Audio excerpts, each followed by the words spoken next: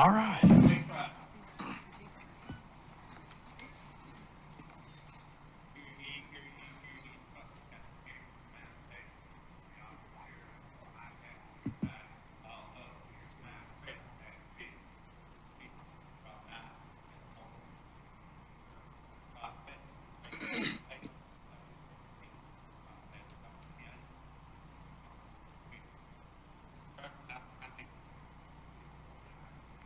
Thank you very kindly, Mr. Major. We appreciate you so much. Welcome, everybody. We're glad you're here tonight. Look forward to the meeting. First order of business, we're going to have our invocation pledge. We're going to call on District 5 to lead us in that, please. Thank you, Mr. Chairman. I've asked my preacher, Mr. John Nichols, who's the lead minister at College Side Church of Christ, to offer our invocation this evening.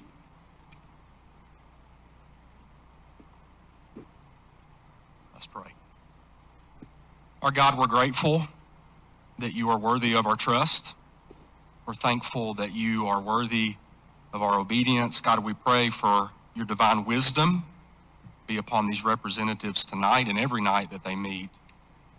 We give you thanks for your work in our community, for this great community in which we live, for the people, for the places, for the opportunities in front of us. Father, I pray that we would follow you in all things. We pray in the mighty name of Jesus. Amen. Amen.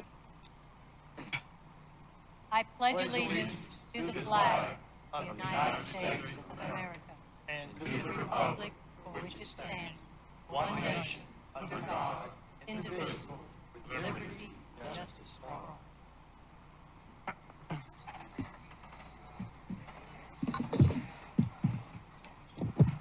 All right, we ready? All right, Mr. Clerk, whenever you're ready, roll call, please.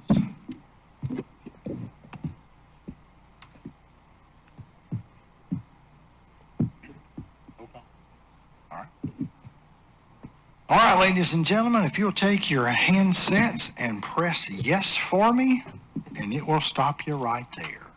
Press yes. We should have 3 absent tonight and 1 vacancy.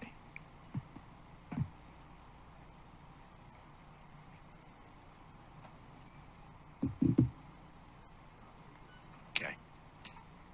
Okay, Commissioner Christopher, Commissioner Martin, Johnson. All right, let's do a tally.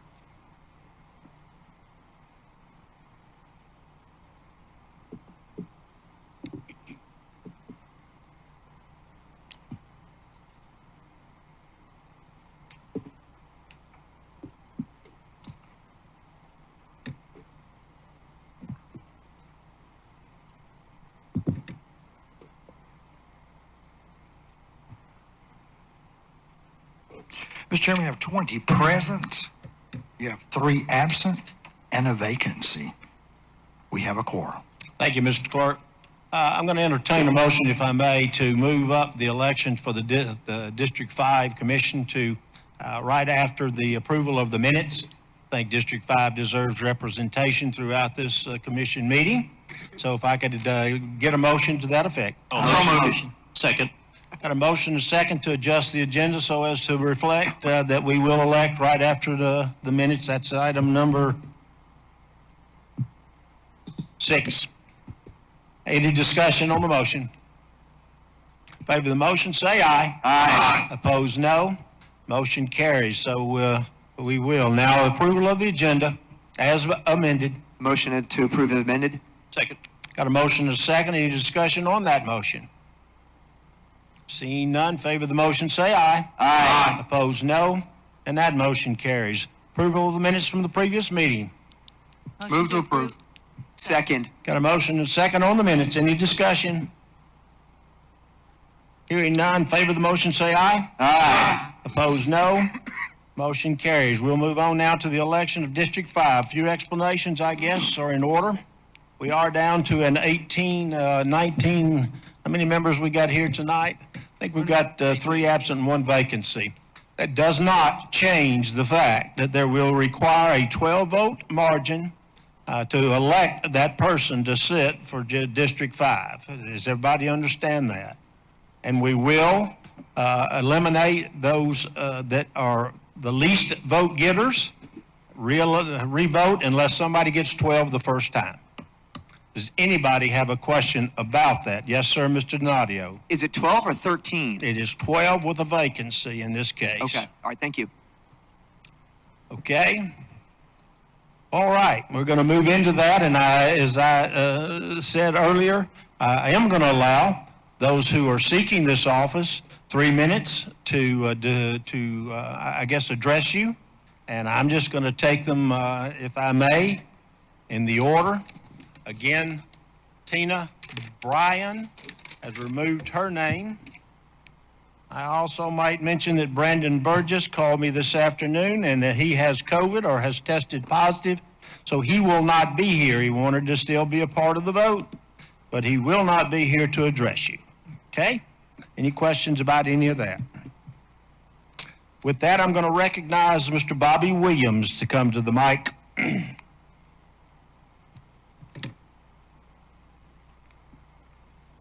Which one are you going to put?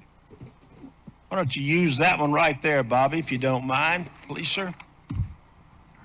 Are you timing for me, Mr. Williams? Hello, everyone. I think I remember most of you guys from before, and ladies, and some of you I haven't got to meet yet, but I'm a former county commissioner in the 5th District, and if my memory serves correct, I think I came in 3rd on the last election, which if this was Miss America, I could dust off my tiara and walk down the stage, but that's not the way it works. So, like I said, when I heard that Mr. Randolph was leaving, I called Randy Porter and said, I have no interest in running again, but if you need me, I'll fill in, till the end of the term, and I stand by that. I have, no intentions of running, and I appreciate the situation that the commissioners in, and I hope you also appreciate that you're actually voting not for the people in your district, but you're voting for the people in the 5th District, which makes your priorities or the way you look at it may be different than the way you would normally vote. And like I said, in the last election, I think I came in 3rd, but if you look at the last 2 elections, they had some common variables. Cindy Adams, Terry Randolph, and myself were in the top 3 on both of those 2 elections. And I don't say that just say that I'm tooting my own horn or whatever, but the common denominator in that is they were all conservatives. And I was an unapologetic conservative. I wasn't shy about it, and I'll continue to be that. But whoever you vote for, whether it's me or any of these other candidates, I hope that you look at this and say, what is the will of the people? And they have proven in the last 2 elections that the will of the people is they want conservatives, people who are mindful of spending so that they can keep the taxes low. So I just hope you keep that in mind, and I appreciate your vote, but if you don't vote for me, that's fine too, but I'd sure hope that you vote for a conservative. Thank you. Thank you, Mr. Williams. Second, we'll recognize Johnny Wheeler. This mic is taller than I am. Thank you. Thank you so much. It's an honor and a privilege to speak to you tonight. As you know, I am seeking the position for the vacancy of the 5th District. I'm not sure what qualification you're looking for, but I know that when we work together, we do better. My qualification, as you know, is that I feel that service to humanity is the best work of life, that you are to serve all the people, all the time. And I'm not here just to warm a seat. I'm here because I'm on a mission. And my mission is to help the citizen of Putnam County like I always have. Now, I know I have 3 minutes, so I'm going to tell you why I feel that I am qualified for this job. I have been chairman for fiscal review. I've been the chairman for the awards committee. I have served on the budget committee numerous of times. I have been voted Outstanding Young Woman of the Year for my humanitarian work in the community. I have been listed in Who's Who's for American Professional Women. I received an HR Management Employment Award. I have been president of the State County Commissioners. I have been chairman pro tem for 2 years for local county commissioner. I have served on the legislative committee. Governor Bredesen appointed me to the Department of Safety Board and the Meth Task Force. I have also served as state chairperson for the County Commissioner Association. I have been chairman for your local county commissioners. I have served on the state workforce board, and we know how important that employment is to this community. I have been president of the Tennessee County Service Committee. I was chairman of the National Association of Counties Department of Labor of Washington, D.C., representing Putnam County and the state commissioners in Washington, D.C. I have served as treasurer for the NACO Women in Washington, D.C., representing all commissioners of Tennessee. 15 seconds, Ms. Wheeler. I have been president of employment and training, and the governor appointed me for a 5-year term on his arts commission. I am ready to serve on day one. With things like they are in Putnam County, you don't have time for an OJT, a person to come in that you have to train. I'm here, I'm ready to serve. God bless Putnam County, and God bless all of you. Thank you, Ms. Wheeler, so much. We appreciate that.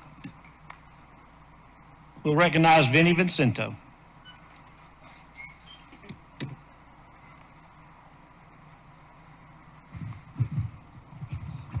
Thank you, Mike. I won't spend a whole lot of time, my short 3 minutes. I think I've spoke with each one of you on the phone, shared my background with you. The first thing I did want to do, though, is recognize the group. I've tremendously enjoyed the opportunity to talk to each one of you. Everyone's been open and honest and shared their thoughts about this process, which is not unprecedented. I know some of the commissioners that are sitting have been in a similar position to me and the people behind us. But it's an honor to stand in front of the commission and have an opportunity to live in a community where we can open the meeting in prayer and speak in Jesus' name. And that's an honor and a privilege, which is why 20 years ago, I wanted to make this my home. I've enjoyed Putnam County. It'll be my lifelong residence. It's a place where we have core values, and by talking with all of you, I know and seen that we've shared those values. In my 20 years here in business, for most of those, through the funeral business, getting to know many, many people, currently in the gym business, which is one spectrum to the other, but I've served in many capacities in service to this community since I moved here, from working with the September 11th Commission when we were putting together the September honor that program in 2002 that was awesome. 4 years on the Fair Board. I've served a total of 8 years on the Sheriff's Reserve, 6 of those with Sheriff Ferris. My legacy in 20 years in Cookeville is serving the community. That's what I've done. That's what I'll continue to do, hopefully as a commissioner. But if not, the service that I have and the legacy that I leave is going to be about service to this great community that I love. So again, thank each of you for the time that you spent with me on the phone. I know we talked at odd hours and weird times, and all of you know when you're trying to reach 24 commissioners or 24, because I talk to Terry a lot as well. It's a challenging thing. I respect the position you're in. I respect your vote, whatever it may be. But I'll be honored if you would allow me to sit and serve with you as a commissioner. Thank you. Thank you, Mr. Vincento. We appreciate that.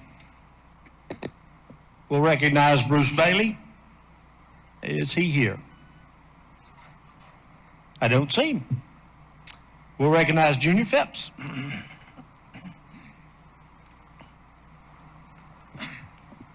If you hear something knocking, it'll be my knees. So, first of all, I would like to thank the Mayor, Randy Porter, and the commissioners for allowing the candidates to stand and talk.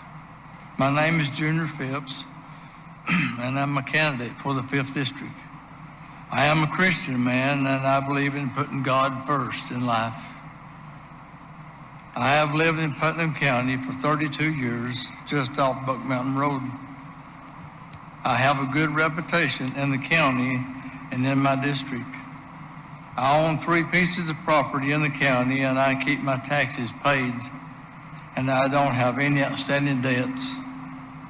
I have experience with a budget and have managed a $500,000 budget. I am retired at the present time, and I have been into real estate, buying and selling property. I enjoy living in Putnam County and talking and mingling with other people. I really do like to talk to people. I ask you to consider me for the position for the 5th District. There is a lot of things I know and a lot of things I don't know. I do believe a person or a group should make any drastic decisions before thinking them through. I've always thought that. I feel we should interact with the people of the county and our district, those who pay taxes every year, and see what their concerns are.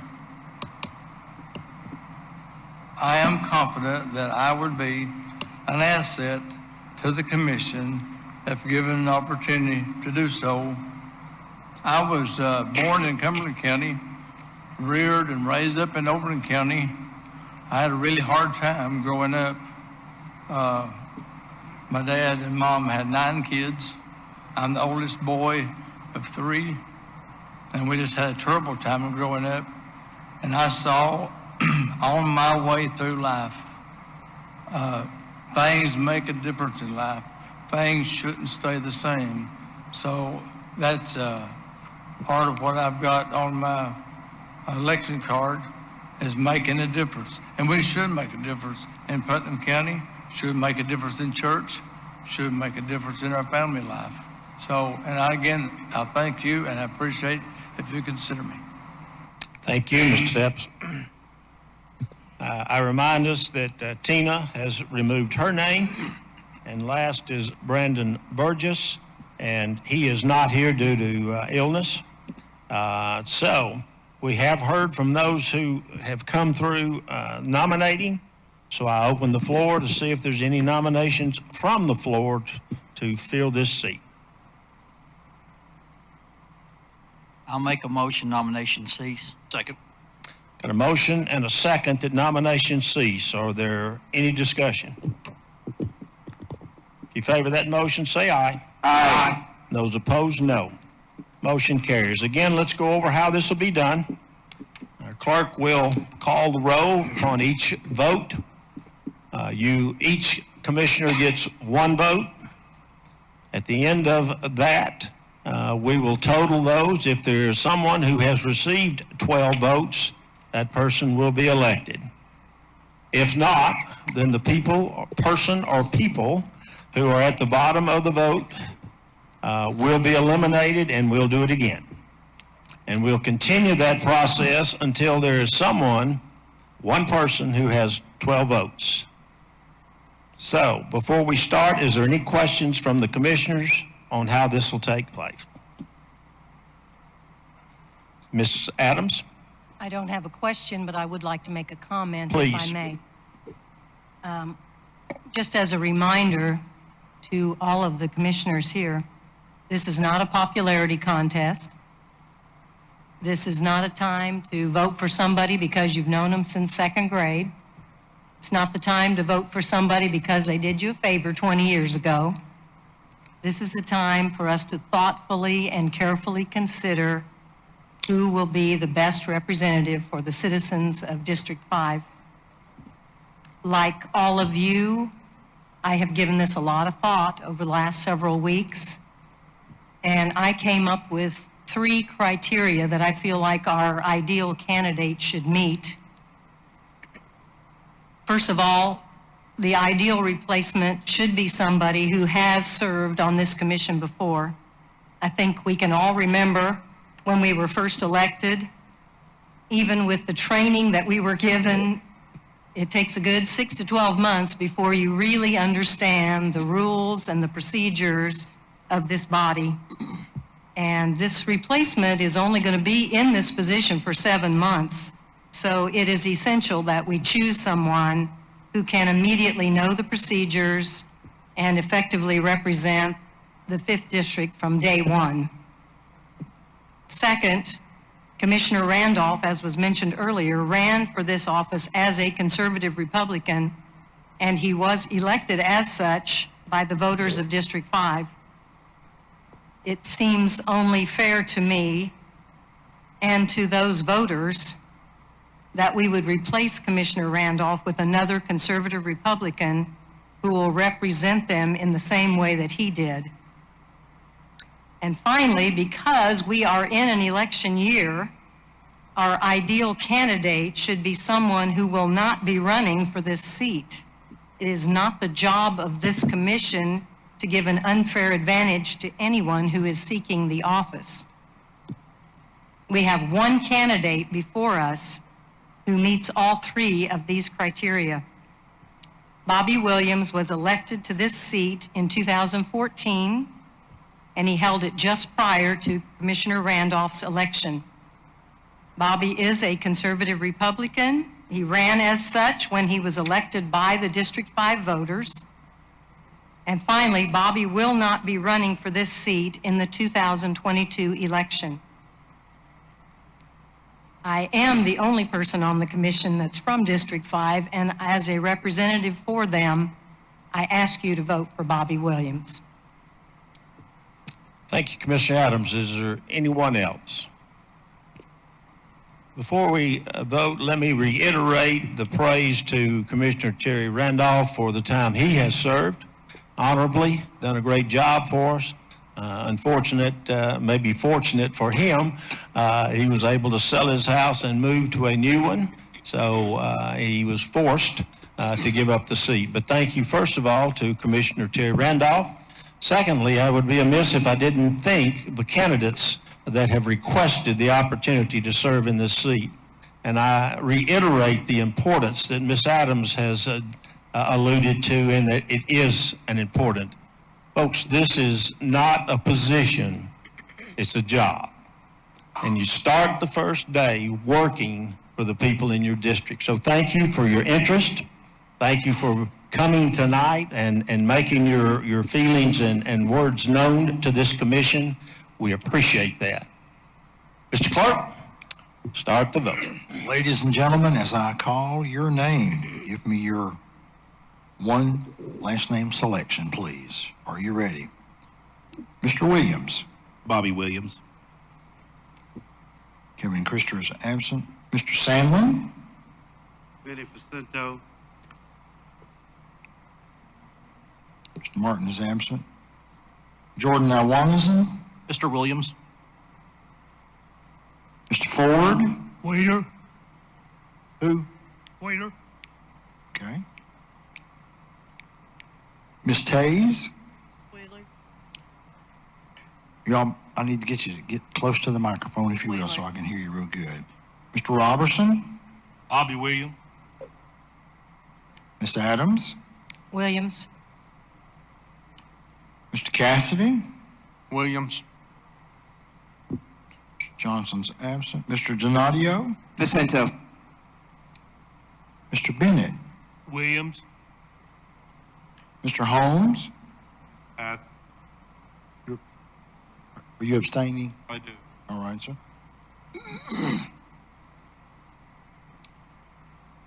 Mr. Rogers. Miss Johnny Wheeler.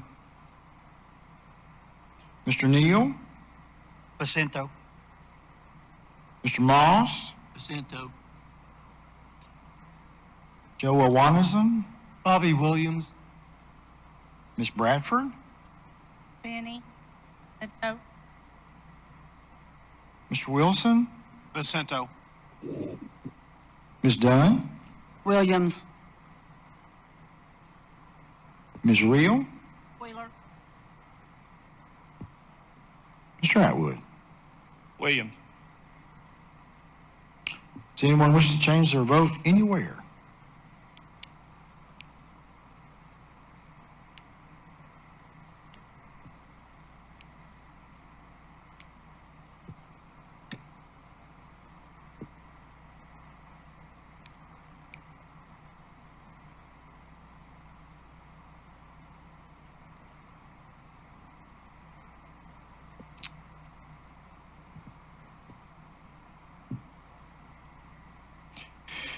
my figures are correct, Mr. Jacinto receives 6. Mr. Williams receives 9. Ms. Wheeler receives 4. Bailey receives 0. Phipps, 0. Burgess, 0. 1 abstain and 3 absent. Thank you, Mr. Clerk. Ms. Wheeler, thank you very kindly for your interest in this election. We appreciate that. Enjoyed serving with you the time that I served with you prior to that. She did receive the least votes, so we will move the election to Mr. Williams and Mr. Vincento.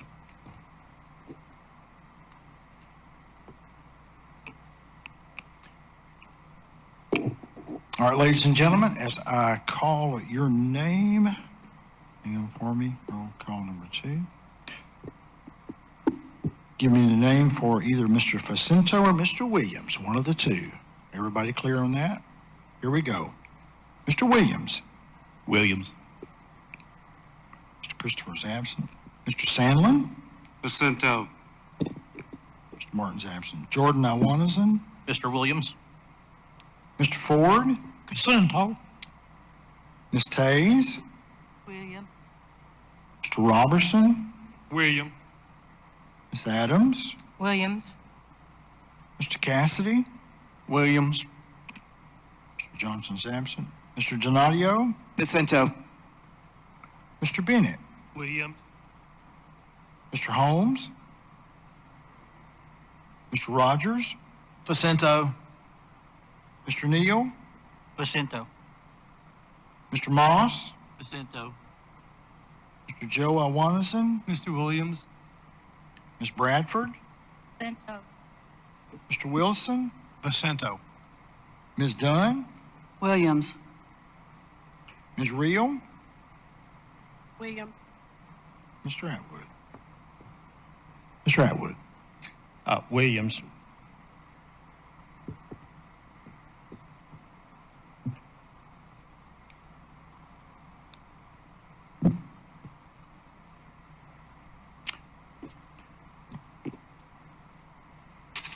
All right. My roll call is correct. Mr. Jacinto receives 9. Mr. Williams receives 11, and there are 3 absent. No one obtained the required 12 votes. So, ladies and gentlemen, we'll do it again. We are down now to roll call number 3. Give me just a second. I have a question, Mr. Clerk. Yes, sir. Mr. Sandlin. We heard which party that Mr. Williams represents. Do we know what party Mr. Jacinto represents? He didn't make it part of his 3 minutes, so I don't know that I can answer. It would be speculation on my part. I don't have any problem with if he wants to answer that question. If he doesn't, that's okay. But he didn't. I'm a vetted Republican, as well as picked up my papers for the next election Mr. Donadio. If I may, as the Assistant Vice Chair of the Republican Party, I do have the voting records of all the candidates who are coming in as they voted in the primary elections, and both of them have qualifying Republican records. Thank you very kindly. Folks, we got to have 12 votes. Everybody's entitled to their vote and how they wish to vote. We can sit here all night and continue this process, or we can move forward, and that's up to you. However, it doesn't matter to me other than we've got other business to tend to. This is a short term. It only lasts until the election. At that point, there will be another or a person elected for 4 years. So with that in mind, Mr. Clerk. If I may, before we start? Sure. Yes, sir. I'm looking at this from a different perspective than Commissioner Adams, in that I see it as an opportunity for the person who is going to be sitting in that position to show the voters what they're able to do and what they represent, as opposed to somebody who doesn't intend to run again. So respectfully, I mean, I look at it from a different perspective on that. Otherwise, I mean, you're right on the money, and it needs to be somebody who's going to be representing the needs of their district. But I see it a little differently. Thank you, sir.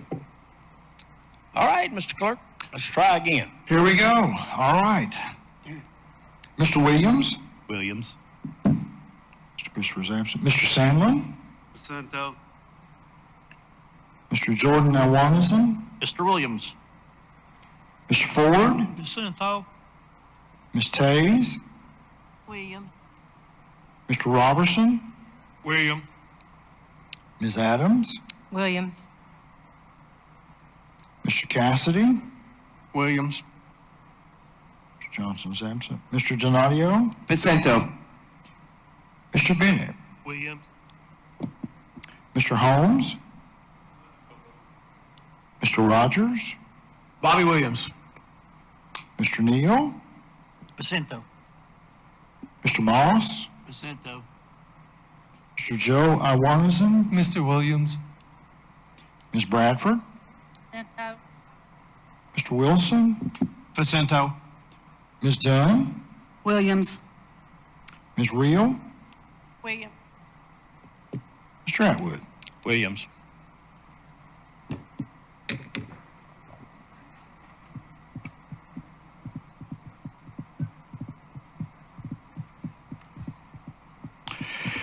All right, if my count is correct, Mr. Pacento receives 8 votes. Mr. Williams receives 12 votes. Mr. Williams, you are seated. Mr. Williams, if I could, I'd like to ask you to come forward, and we're going to swear you in and get you a seat.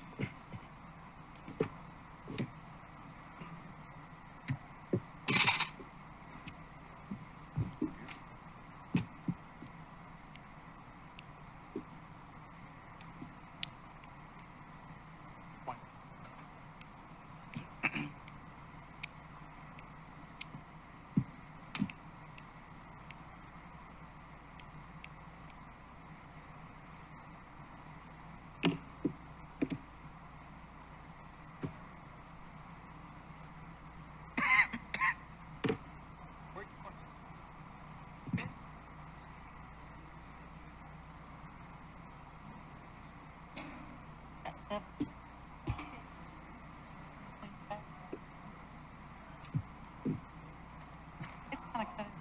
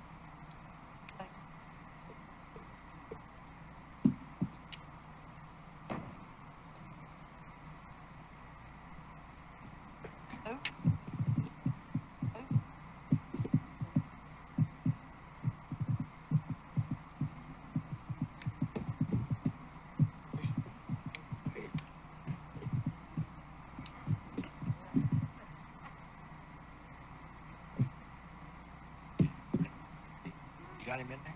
Yeah.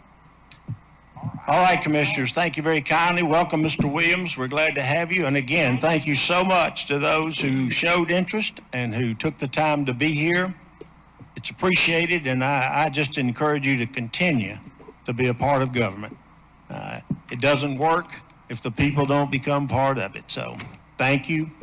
Welcome, Mr. Williams, and we'll move to item number 7. Unfinished business and action thereon, report of standing committees, fiscal review. No unfinished business. Thank you, Mr. Chair. I'm sorry, planning.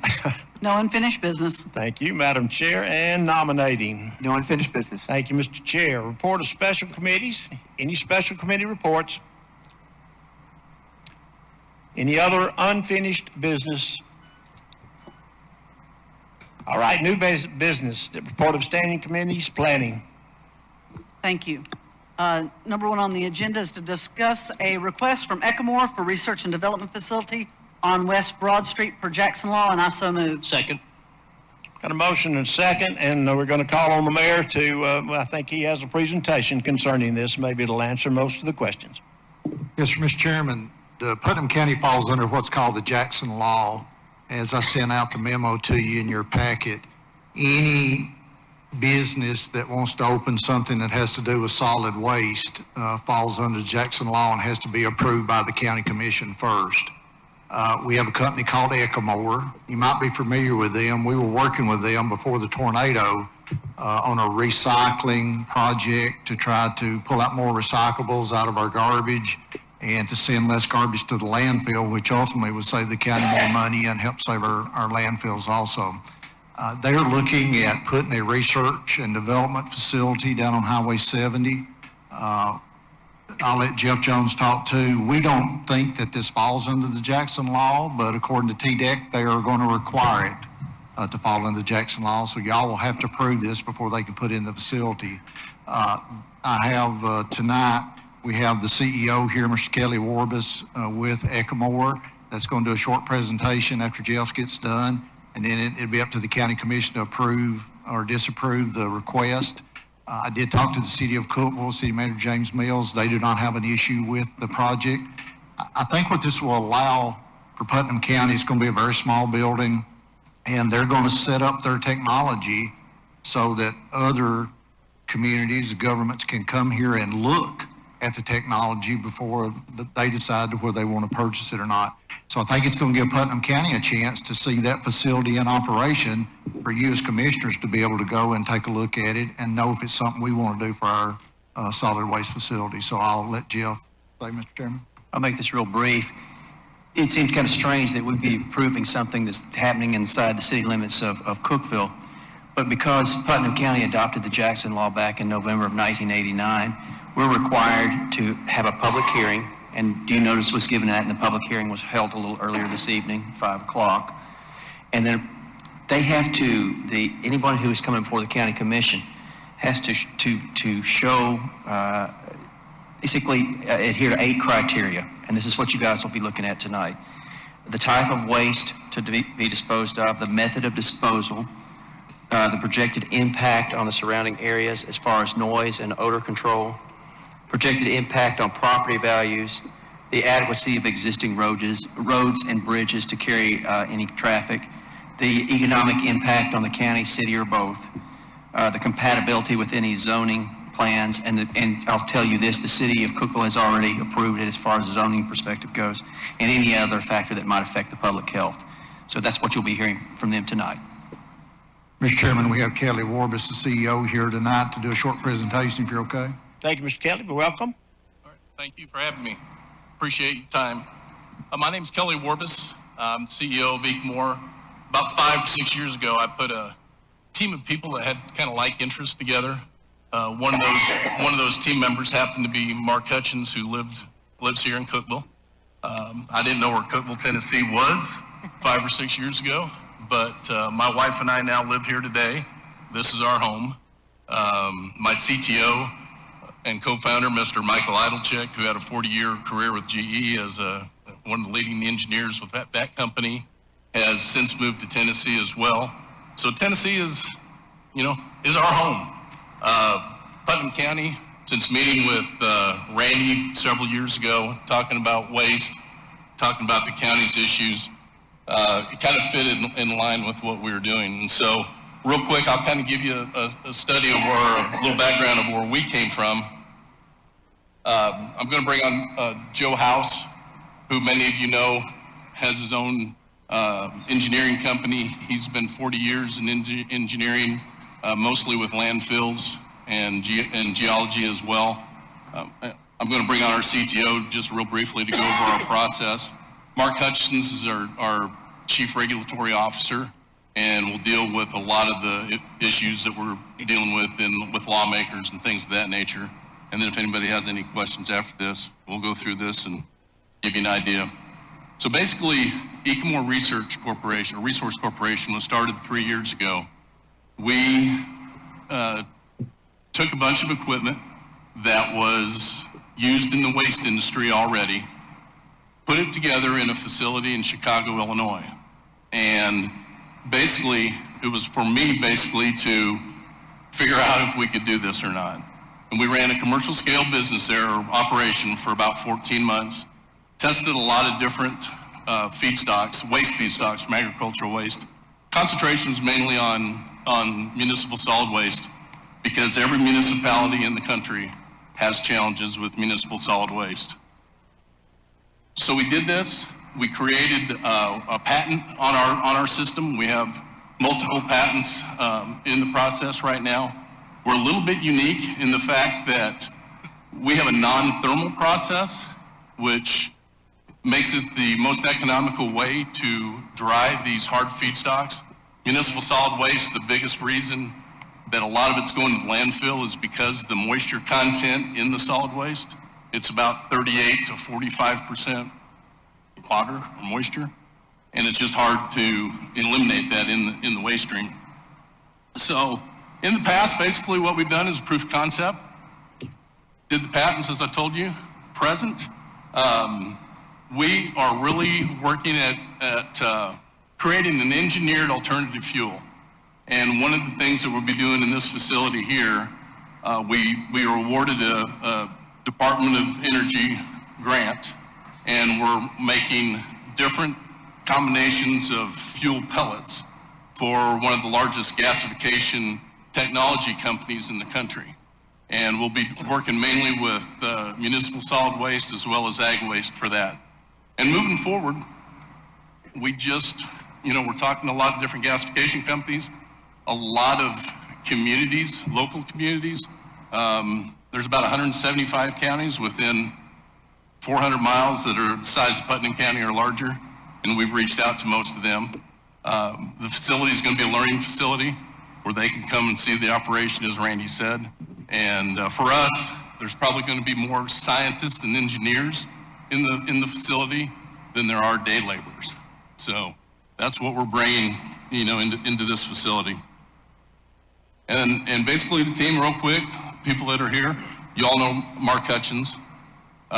Myself, I'm an entrepreneur, been 35 years in business, born and raised on a farm in a small town. Michael Adolchik is kind of the brains behind everything right now. Like I said, he spent 40 years as one of the lead engineers for GE. He was the head of their innovative technologies for GE when he left, and has several patents. And he's part of this, as I am, to basically, if we can change the process of how waste is handled in the country, then we're on to something big. So that's why we're here. And right now I'll bring up Joe House, and he can kind of go over some of the 8 points that we've covered on the Jackson Law, or his interpretation of things. Thank you, Mark, and appreciate y'all listening in on this. In 1989, we did not have a real comprehensive set of solid waste regulations. And what happened was a group in Dixon County and Humphreys County wanted to have this regional landfill.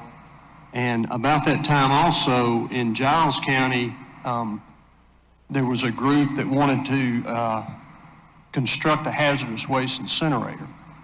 So these rural communities did not have zoning or ways to regulate these type projects. So Doug Jackson from Dixon County proposed a bill, and it got passed in June of 1989, and it's called the Jackson Law. And what that did, it's basically a capricious and arbitrary rule that allows any municipal, community, or county government to opt to adopt the Jackson Law for communities basically that don't have zoning or means to regulate these type of operations. And at that time also, I'll say this, we did not have a really good set of solid waste regulations. It wasn't until March of 1990 that we adopted the draft set of the Subtitle D regulations that the EPA set forth. And then in 1993, we actually adopted the final set of the EPA Subtitle D regulations, which included liners in the base of the landfills and leachate collection systems, which is the liquid that accumulates in the landfills to remove and treat that, and also systems to manage the gas production in landfills. So in 1993, actually, it was proposed that we would rescind the Jackson Law, since now we had a set of regulations that would provide our environment, protection to human health and the environment, basically. However, at the time, Governor McWhorter was in, and he decided, he made this comment, kind of that I heard, is we'll let BFI and Waste Management fight their own fight with the waste. I'm not rescinding the Jackson Law. So that has kind of been another kind of a buffer, if you will, to the environment. But the unintended consequences of doing that, see, the Jackson Law required a 2/3 majority vote of any county or municipal government that adopted the Jackson Law to vote for a particular project, whether it was a waste transfer station, a landfill, or a waste processing facility. And where the waste processing facility kind of fell under this is because of that incinerator they wanted to build in Giles County. But the unintended consequences of that, so if you come along a technology that was going to manage in a more responsible way waste, they also have to go through this Jackson Law approval process. So when you have some technology like what Ecomore is presenting, they also have to secure Jackson Law approval. So in essence, it's an unintended consequence to put another burden on an industry that's trying to get rid of landfills, is kind of the ironic part of that. So basically that's what they have to secure, is Jackson Law approval for a, quote, waste processing facility. And so that's what they have come to you to request to receive permission in this. So if you have any questions or anything, I can answer them, but otherwise, thank you. So we've got a motion and a second on the floor. Now we'll open to discussion or questions. Mr. Williams. I guess Mr. Jonathan Williams. Sorry. This is going to get complicated. And Just a couple brief questions. Number one, exactly where, you said along Highway 70, where exactly is it? It's on, well, what the city would call West Broad Street. If you're going down about where the tornado started on West Broad Street, right before you get to Jackson Street. Okay. CC Camp Road.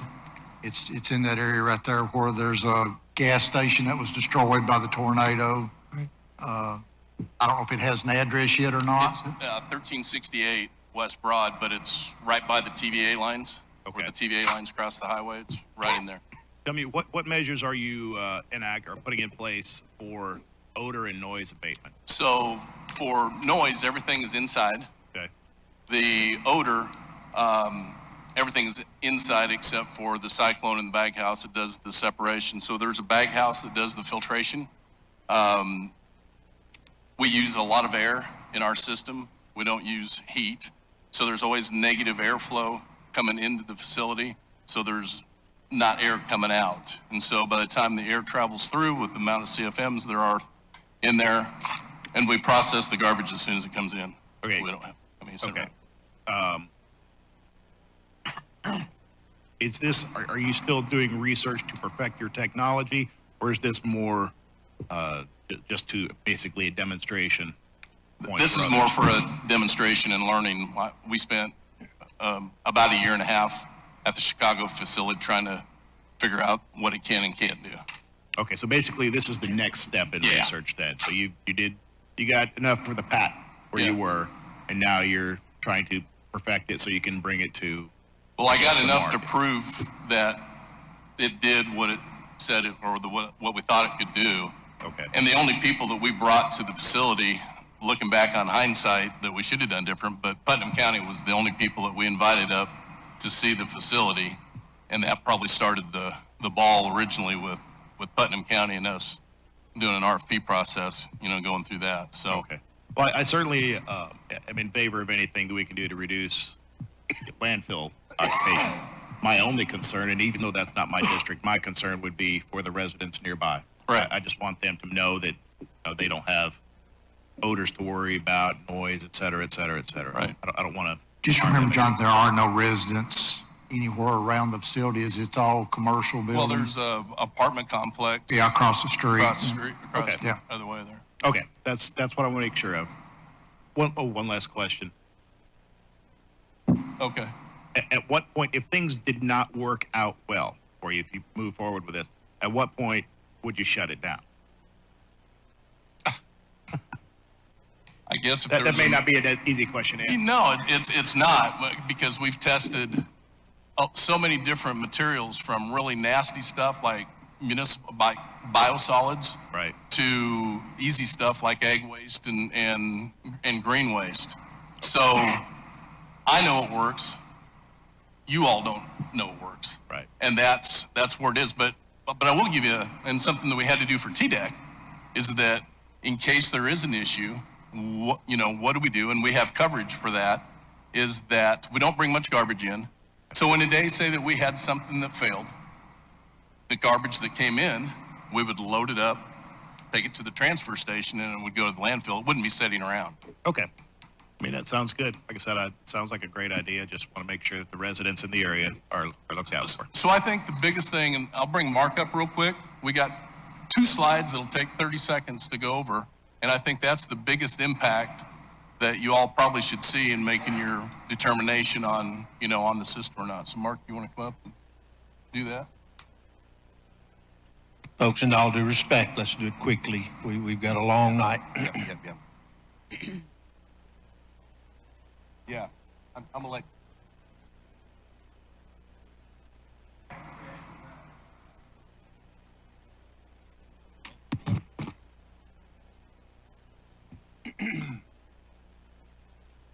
So just real quick, to stay with the chairman's timetable here, I think one of the biggest things is when we did the study for the county several years ago to talk about what we would do with Putnam County's trash, if we were to do this process with all of the trash in Putnam County, it would have this kind of, we're not up there anymore. But I'll just tell you, it would have the same impact as taking 120,000 metric tons of carbon dioxide out of the air. Now, what that equates to is about 26,000 cars, what that puts out in a year's time. But I think most importantly, what it said to me was, and I don't know if you know, in March in Tennessee, they're going to have an Arbor Day, a tree planting day, where they plant 50,000 trees across the state of Tennessee. This process in 1 year would be the equivalent of 2 million trees planted and growing for 10 years. So every year it would be the equivalent of taking 2 million more trees 10 years old. So we appreciate your help, and Mr. Chairman, we'll turn it back to you. Thank you, Mark. Mr. Bennett has a question. Yeah, this will piggyback in on Commissioner Williams. The garbage that you bring into your facility, I assume it will be inside a building, not stored outside?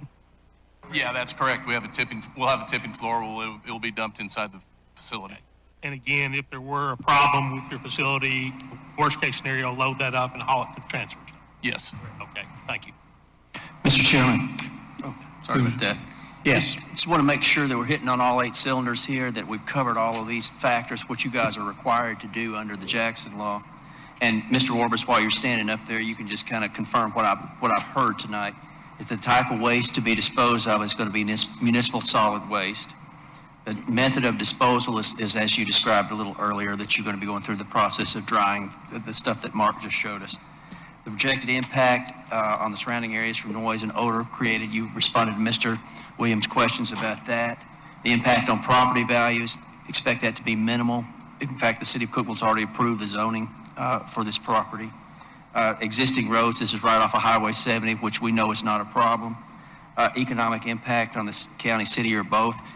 You anticipate that this is actually going to be a benefit to the county and the city because of the research and the development that you're doing. And we've already talked about the compatibility with zoning plans. So, and any other factors. So there's no So other factors. I think you've hit on all 8 cylinders. If I may, I'm going to ask 2 questions, and we're going to vote unless somebody else wants. First of all, number of employees.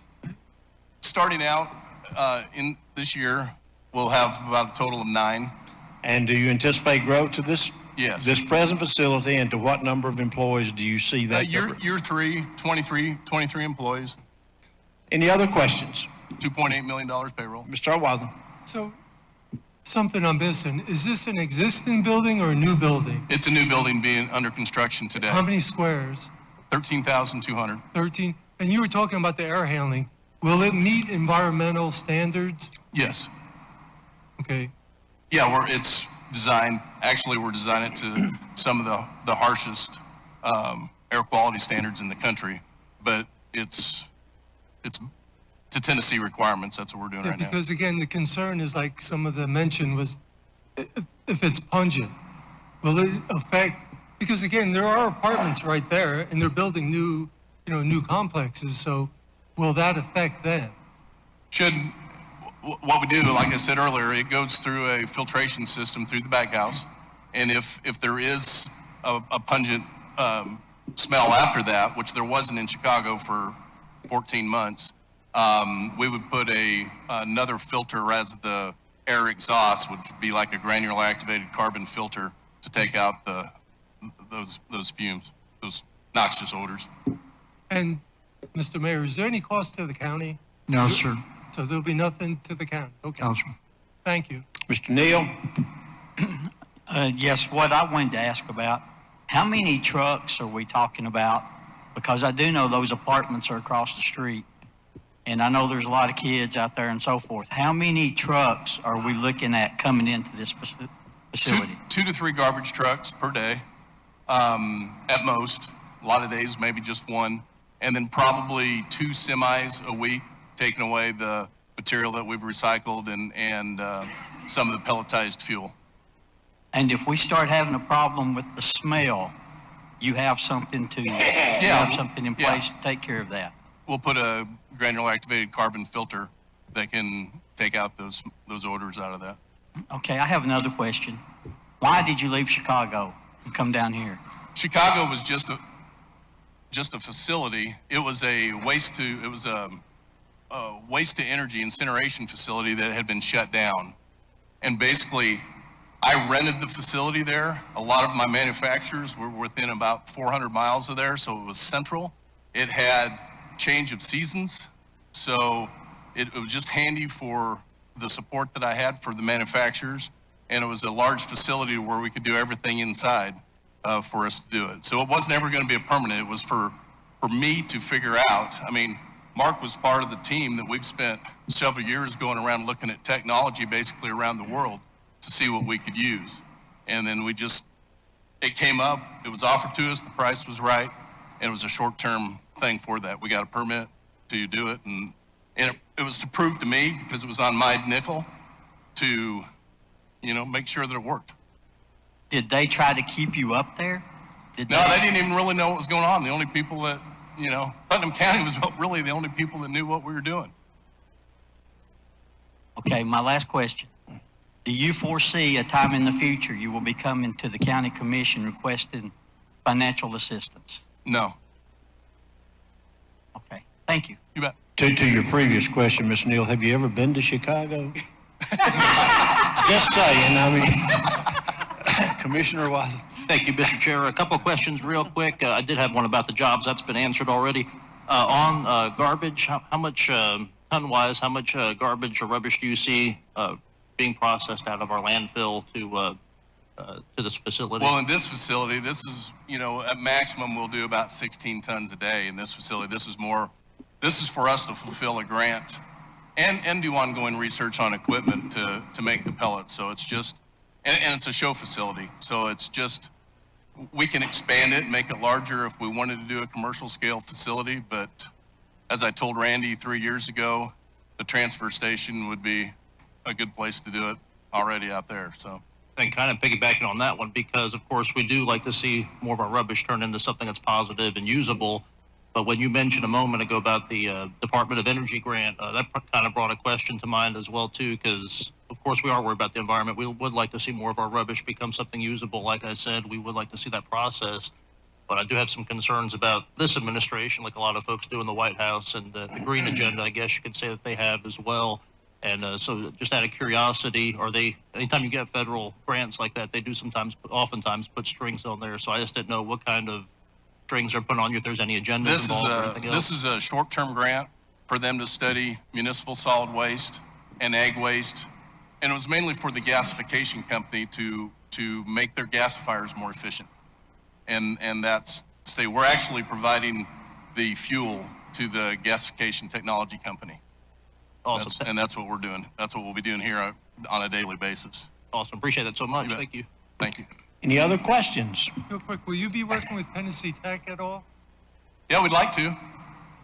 We've got a lot of studies. I mean, there's a lot of things going on. We've got a lot of processes patented. We've got a lot of things.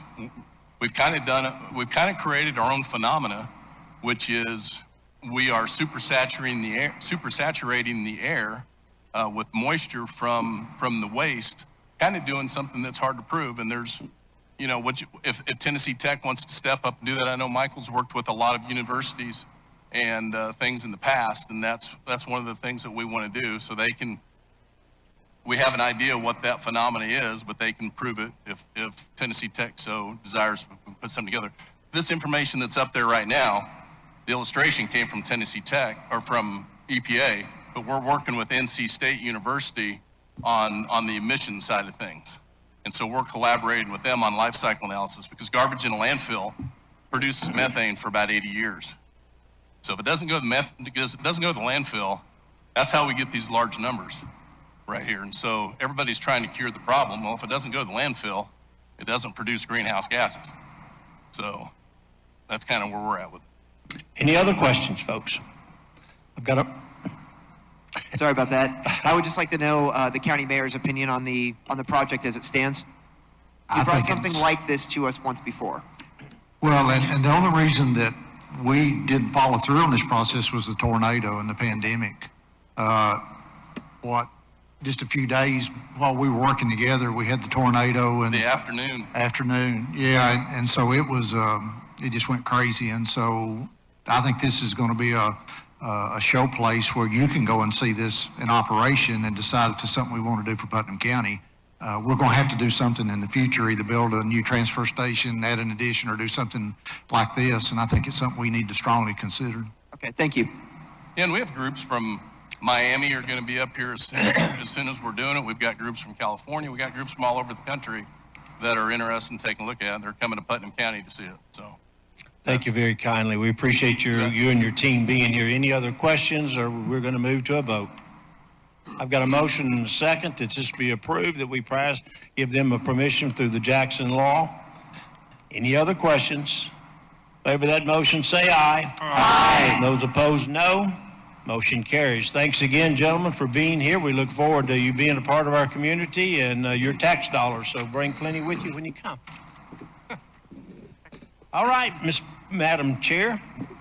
All right, next up on our agenda is to consider requests from the Road Department to declare items as surplus and to sell via internet public auction, and I so move. Second. Got a motion and a second. Any questions, discussion? Favor the motion, say aye. Aye. Opposed, no. Motion carries. Is that it, Mr. Chair? Yes, that concludes planning. Thank you. You're welcome. Thank you. Fiscal review.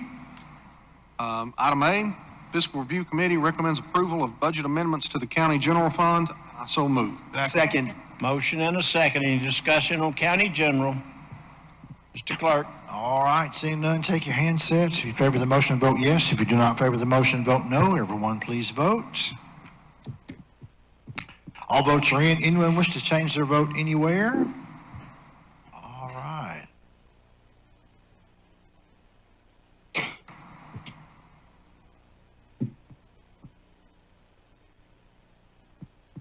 Hang loose just a second.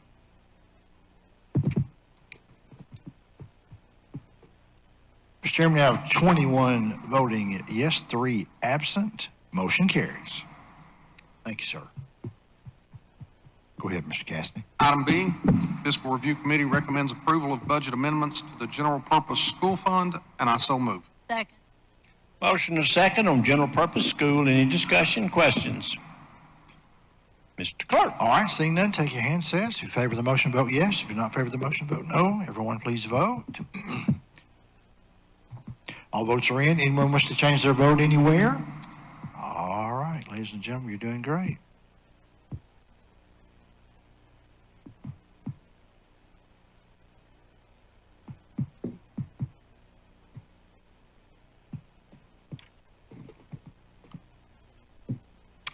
Mr. Chairman, we have 21 voting yes, 3 absent when the roll is called. Motion carries. Next item. Item C, Fiscal Review Committee recommends approval of budget amendments to the Road Department Fund, and I so move. Second. Motion and second on the road department. Any questions or discussion? Mr. Bennett. Yes. Mr. Jones, could you explain to us where the money's coming from and what the transfer's for? Where the money's coming from? Right, is it coming out of the general fund or? No. I'm not asking for any money. It's coming out of fund balance, the Putnam County Highway Department's fund balance. Out of your fund balance? Yes, sir. Okay. There were 2 different numbers there. Both of them coming out of that, or? It's all coming out of fund balance, I think, I think there was like a 600-something thousand and a little over. Yeah, that's 8,000. coming out of fund balance. That's 2 projects that I had come up after the budget was set, and I didn't budget that in my budget for last year. Okay. So I have a healthy fund balance, so I'm using that for What it's there for. Projects like that. Okay, thank you. Thank you. Any other questions? Mr. Clerk. All right, ladies and gentlemen, take your handsets. If you favor the motion, vote yes. If you do not favor the motion, vote no. Everyone, please vote. All votes are in. Anyone wish to change their vote anywhere? All right. Give me just a second.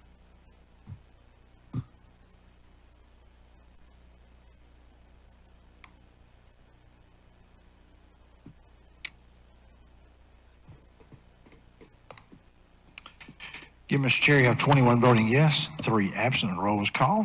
Motion carries. Mr. Chairman, that concludes fiscal review. Thank you, Mr. Chair. Nominating committee. Nominating committee recommends that the following be appointed to the Agricultural Extension Committee for a 2-year term to expire in January of 2024. Ralph Mills as farm man, Charlene Moss as farm woman, Ben Rogers as commissioner, and Dale Moss as commissioner, and I so move. Second. A motion and a second. Any discussion on the appointments? Favor that motion, say aye. Aye. Opposed, no. Motion carries. All right, the nominating committee recommends the approval of Jeff Sibley as judicial commissioner, and I so move. Second. Got a motion and a second. Any discussion on that? Favor the motion, say aye. Aye. And opposed, no. Motion carries. That concludes nominating committee. Thank you, Mr. Chair. Report of special committees. We'll hear from, we'll say the Rules Committee met last week, I believe. There are 5 members of that committee. Elected chair was Mr. Cassidy, so I'll let him, if he wants to, make a report on that meeting. The Rules Committee did meet last week, and we have had some potential ideas come up about possible rules being changed. Those, of course, are rules that only apply to this body. We set our own rules. If there are any changes, and I expect that there may be some proposed in later months, they'll come before us, but I don't think there's anything we need to discuss at this time, is there? Mr. Mayor, did we not make some changes? If you remember correctly, those that were seated, how many years since we did that? 2019. When Mayor Porter was elected, it was county executive. He asked that it be changed to county mayor. That was done, but I don't think it ever went through rules, so it hasn't been changed in the rules. Am I correct, Mayor? Yes, sir, and I sent, you should have got it with your agenda, a set of the rules. If there's any changes made, they're in red. The change to county mayor, we changed the July meeting of the county commission. That always, in the last 2 or 3 years, we've been meeting the last Monday of July so you could pass the budget. We made that in the rules. And then when you move the judicial commissioners under the circuit court clerk, there's no reason for the judicial commissioner interview committee anymore, so that's been deleted out of the rules. I think that was all the changes, wasn't it, Mr. Chairman? That's just house cleaning. Any questions about what he just said? There's nothing really changed. We're just passing it through rules to make it official. I think this body has already adopted them, but again, we've sent it through rules. Did everybody understand what the changes were? Yep. Do we need a motion, Mr. Chairman? I'll make a motion. Okay.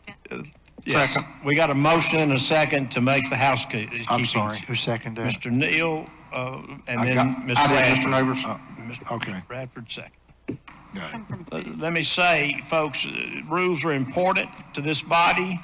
You got a copy. Please examine it and see if there are any changes you think of. I think the Rules Committee should be a breathing group that functions, because there are from time to time many things that probably need changing.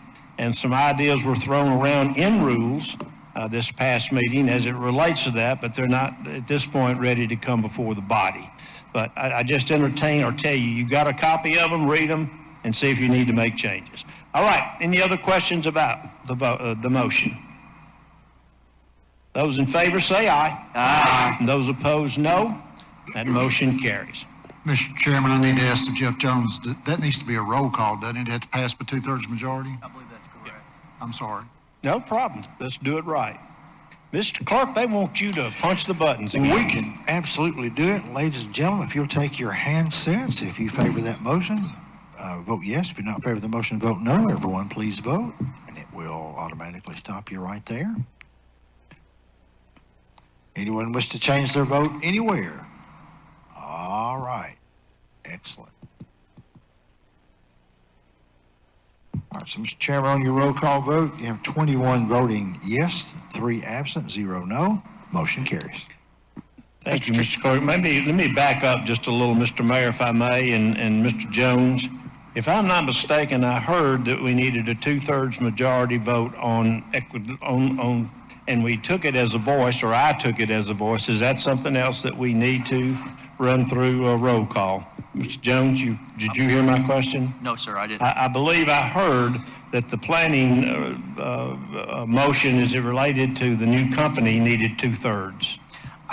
I was just. I called it because I thought I heard a 2/3, but is that okay? Do we need to do a roll call? I think 2/3 is to approve the Jackson Law, which was approved back in November of 1989. I think you just got to pass it tonight. But if you want to do a roll call vote, just to be sure that there's nothing wrong with that. No, I just wanted to be clear. Since that one required it, I wanted to make sure the other one didn't either. Okay, thank you very much. Mr. Chairman, and again, I apologize, I didn't realize we were going to talk about this tonight, but I think that completes the Rules Committee business at this point, but as you said, we may have some other things later on.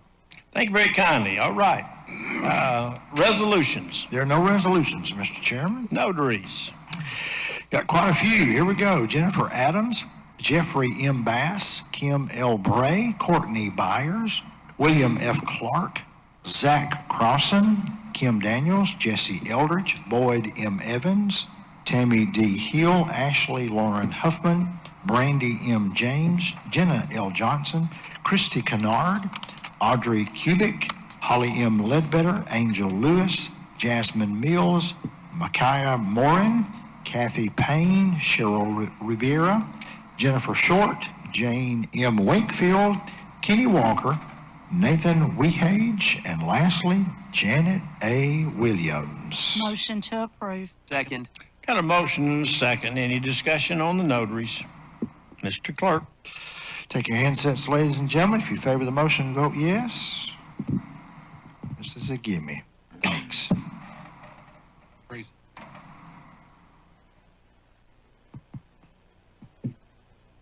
Where'd Sam go? Where'd Dale go? All right. Sam Lee? No, he's there. He just voted. Oh, he did. Okay, good. All right. Thank you, ladies and gentlemen.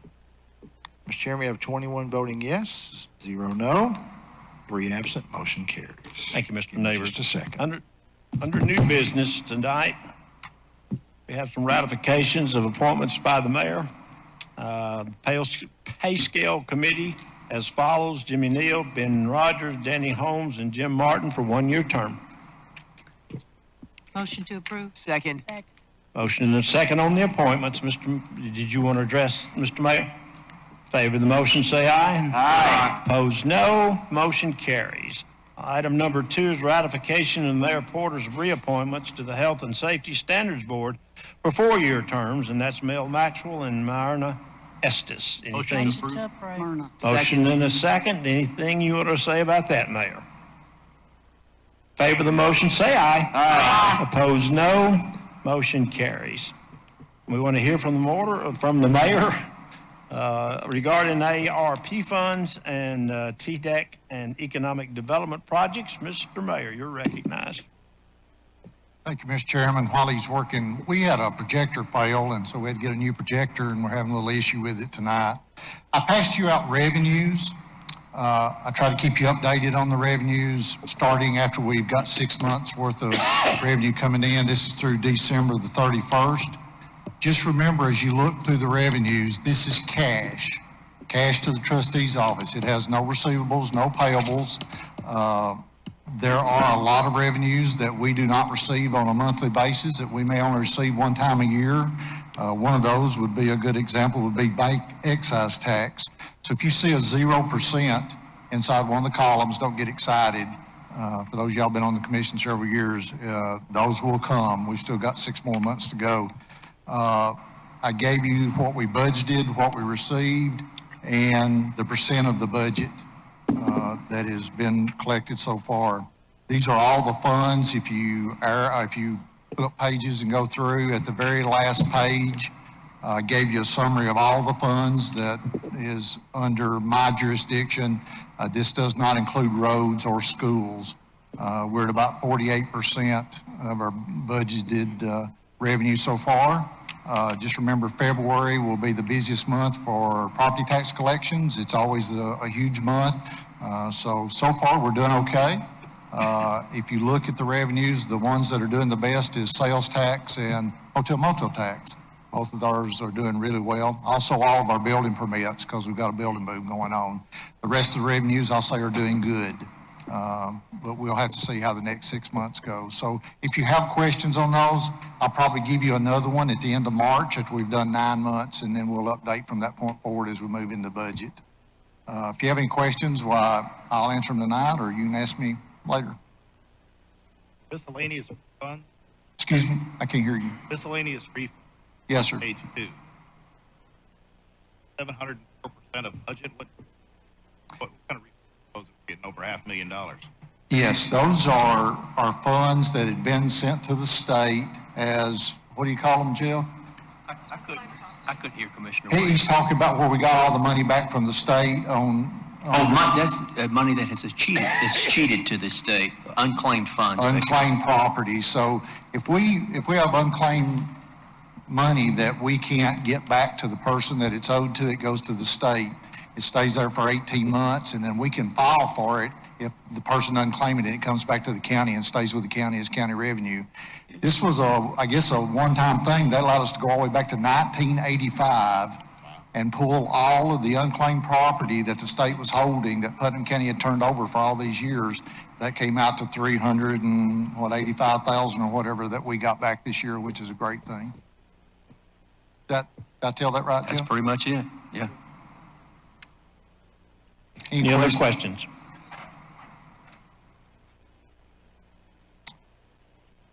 We're having problems with the projector getting it to work, so I'm just going to talk and tell you the things that we're going to show you on the screen. Tonight's good news night. 2 things. we filed for a grant through the Department of Health that would help us with some of the renovations we're going to do at the old jail as the new addition is added on. We were going to take these out of the soft cost on the jail, but this grant came up suddenly. We filed for it, and end of last week, we were awarded $543,750. That is a zero match grant from the Department of Health. So that was, we worked with the Sheriff Ferris and the Sheriff's Department, and then Marcy at the Development District filed for the grant for us. That's going to help put HVAC UV filters in the old jail, more security cameras, replacing some of the old security cameras. It's going to expand the kitchen. It's going to help with the emergency generator that's several years old, and it's going to put a body scanner and some other things in the booking room to be able to scan the folks when they come in, which is going to be a big deal. So it'll pay for all that. We will use the funds that were in the soft costs that will come back to the county, and if we don't need them for any of the two building projects. So that's over $500,000 in a grant that we were tickled to get. And I want to thank Sheriff Ferris and his office for helping us so fast, because it was a quick turnaround on the grant. The other good news I have to tell you is we sold Shoney's Hill. The developer bought it. $2 million coming to the county. We are looking to close on that in the next few weeks. They notified me the end of last week that they are exercising the option for $2 million to buy that tract of land. So that is great news. I'll work with them, and then that money will be deposited in the county general to go into fund balance. My thoughts would be is that as we move forward with the bus garage and highway maintenance facility, that money go to help pay for that. Once we are able to move those buildings down onto Tennessee Avenue and get them built, move those facilities down there, we would then come back and I'd be asking you to put the rest of that property up for sale, which is appraised in somewhere probably $3 million plus now, that's probably worth. So we would do it the same way we did Shoney's property and trying to sell it. I already had some interest from the developers when that is going to come available. So good news there on two different fronts. Are they going to open Shoney's? There's a developer trying to buy that building, but has had no success so far. So don't know. There's a lot of building going to go on Shoney's Hill, though. That's pretty good. They're remodeling is the story from corporate. Yeah, been remodeling it for several years, haven't they? Yeah. Hold Mayor. tight. The breakfast bar is coming. Yeah, Mr. Mayor, can you say who exercised their right to purchase that? Excuse me? Can you tell us who purchased it? V3 Realty. That is a V, the number 3 Realty. And what is their intentions with the property? Do we know offhand, or can we discuss that at this time? Don't know yet. They're looking, is if you've been watching the news, you know, on the back side of Shoney's Hill, the side that faces on Neal Street, Chad Gilbert and a group just went forward to the city council to get approval to build 160 townhomes on the back side of Shoney's Hill. So I don't know what this developer's going to do with it, but hopefully we'll know in the near future it'll go on the tax rolls, and hopefully they'll do a lot of building on top of it. So. He's going to sit on it a while. He is, but that's his plan. So we'll just watch and see what happens. An update on and I wish the projector's would work. I could show you some of these slides. I may have to wait and do some next month. American Rescue. It's okay. Some of these slides I'll bring you next month and show you some of the water projects. American Rescue Funds, we got the final rules that came down from the federal government about 2 weeks ago. They have removed a lot of the limitations on that $15.5 million that we're getting from the federal government. They're going to allow each one of the counties that got funds to be able to take a one-time up to $10 million revenue loss is what they're calling it. Before, you had to go through an equation that said, and you had to prove that you lost revenue during the pandemic. Now that's all been removed. So what we can do is we can take $10 million of that 15.5, and we can move it into county general and say that we took it as a revenue loss. And then you can still do the same projects with that $10 million. We would then move it into capital projects to do all these water projects and everything we're going to do. We just don't have to do all of that reporting back to the federal government on all those projects, which is going to be a huge time thing with my office that we're not going to have to do. So unless I hear some major from you folks that you don't want to do that, it's a no-brainer, I think. And so I'd be bringing you a budget amendment at some point. We're going to wait probably till we get the rest of the money. We've only got 7.75 million of it so far. We think in April or May we'll be getting the other 7.75. Already talked to county audit. They're good with it. You're going to have a lot of the counties, probably most of the counties in the state of Tennessee are going to do this. So I'd be bringing you a budget amendment that we'd be moving those funds out, and then we can still use them for the same projects. It has nothing to do with the projects. All it has to do with us having to report to the federal government on those projects. So I'll be bringing that to you in the future. See if anything else I can tell you tonight that you can't see. You know, TDEC is putting $1 billion into water projects that we talked about. They changed the rules on that. All of that money was going to come to the county, and we'd have to work with all the cities and the water utility districts to do projects. They changed the rule on that, and the cities are going to get their own share of the money.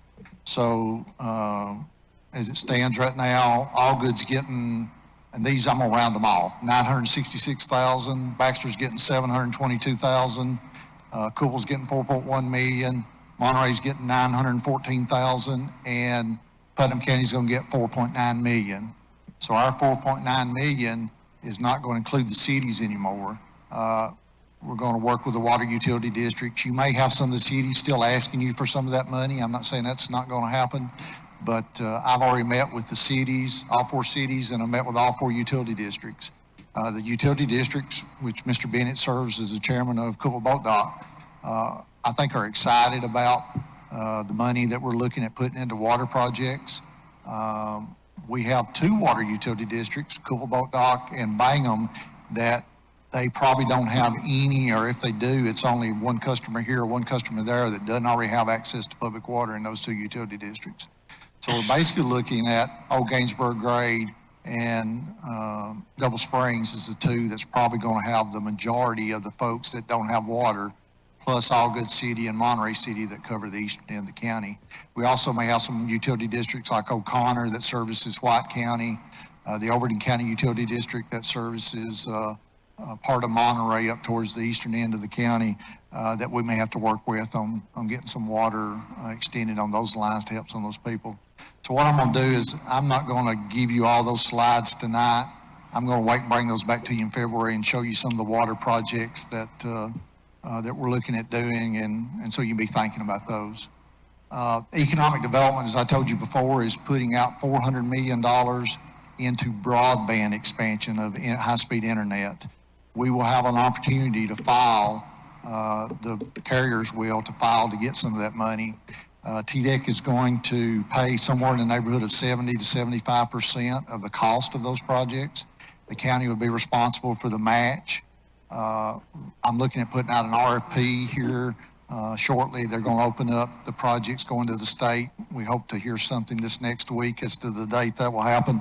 I'll be putting out an RFP that will help protect the county and the citizens of Putnam County when we start looking at this project. My goal, and I think is yours, is we've already passed a resolution saying we were a broadband-ready community, is to get high-speed internet to every home in Putnam County that wants it. Currently, we have a lot of homes, just like we have that doesn't have water, that's interested in it. You have families that are bringing kids in the city of Cookville to the library and sitting at other places that have hotspots for them to be able to do their homework on the internet. So we're going to be looking to put out an RFP that would guarantee the price of the internet. It would guarantee the service that they would provide. It would guarantee the speeds that the provider are going to provide. So that RFP will go out, and if that provider gets access to the state funds and is approved through the economic development that they're going to be awarded one of these big grants, then our RFP would kick in, and that provider would have to meet all of our stipulations to be able to get the county share of money. We want to make sure we protect the citizens' interest in this project. I'll be bringing that to you probably next month after we see what happens with the state and look at the RFP that comes back. Mr. Mayor, very quickly, I know you've done some reaching out in different ways to the people that don't currently have city water. What kind of response have you had so far? We did as I told you, I think the last meeting or one before, we have a Tennessee Tech student that is working with us as an intern, and we mailed out 571 letters about 10 days ago to the citizens that we know of or we think we know that doesn't have water. As of today, about 125 of those had responded, which is a good percentage in that short amount of time. 87% of the people responded have said they want the water. And it's coming from those areas of the county that doesn't have it. What we're going to try to do now is we're going to give them probably the end of the week to respond. If they don't, we're going to start contacting them. The intern's going to work on that and contact these folks that we can by telephone and find out. We think it's going to stay somewhere in that 85 to 90% of the people are going to want it. Then we'll be working on projects to come to you with to try to get the biggest bang for our buck on those water projects. Yes, sir. For those who say they don't want the water, are they going to be kind of forced to get the water? No, sir. The lines may still run in front of their homes if a lot of their neighbors want it. All the ones that I saw are people that have really good wells or really good springs that they feel like they're okay. But they still have the opportunity once the lines run if they want to hook up to it at some time in the future.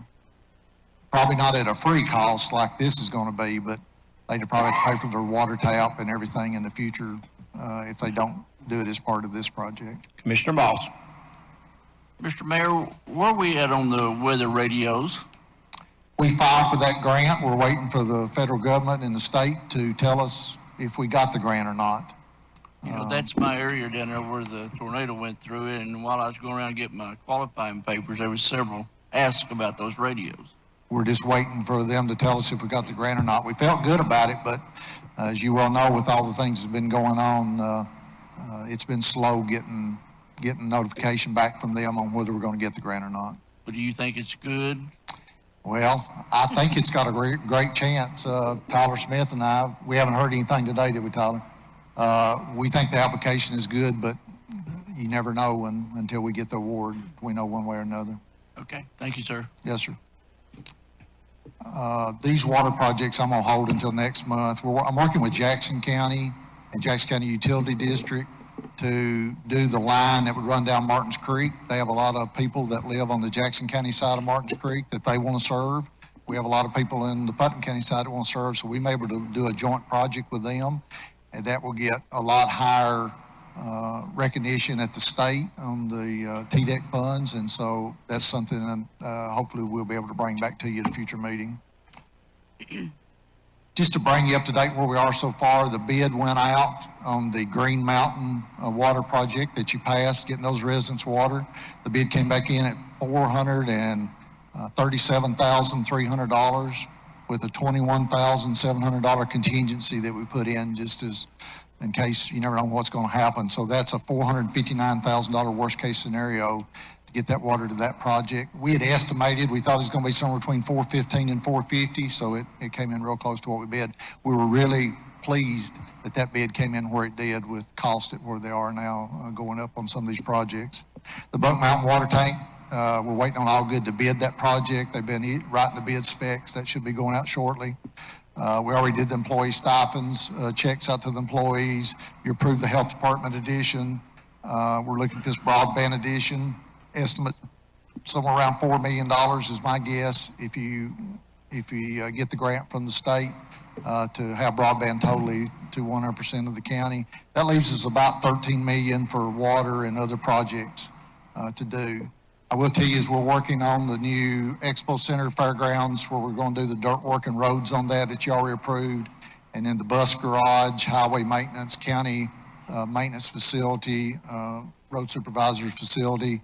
We're going to have sewer on Tennessee Avenue. I've been working with the city. We first thought that project was going to be about $1.7 million to get sewer there. We have now figured out a way that we're going to bring it up Tennessee Avenue. It's only going to be about $500,000 at a max. So we will either need to use some of our funds that we have sitting in fund balance, or as part of a capital project as we go forward to pay for the sewer that will go get up to both of those projects. Yes, sir. Can we use any of the ARP funds for that Yes, sir. sewer? Once we pull that 10 million out and use it for revenue, then we can use it on that. The previous restrictions on the ARP funds was no, you could not use it for new development. If we pull our money out like I'm talking about doing on the revenue loss, then yes, we could use part of that money for that. Let me see, I think that's about it.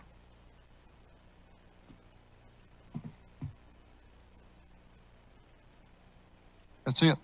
Anybody got any questions? And I'll bring you a presentation. Hopefully we either have the projector fixed next month or we'll be back at the courthouse 1 to 2. But the plans are right now, Mr. Chairman, I think to be back here another month unless the COVID numbers really go down. Thank you, Mayor. Very kindly. Appreciate that update. And last, ratification of the county mayor's appointment of Terry Randolph to the Regional Planning Commission to fill an unexpired term left by Ron Williamson's resignation. Motion to approve. Second. A motion is second on the appointment. Any discussion? Excuse me. Favor the motion, say aye. Aye. Opposed, no. Mr. Rogers, do you still wish to? All I was going to say is I had CTAS counterparts here. They've long gone. They had to go eat. But I was going to recognize them. Those people that were sitting out here in the crowd, that's what make county government work around the state. And I'm grateful to work with people like that. They do a great job. So that was it. Thank you. Any other announcements or statements? As the mayor said, we will meet again here next month. That's already been determined. And I believe it's the 21st President's Day. And is that a holiday? Yes, sir. Yes. Boy, they love these holidays, don't they?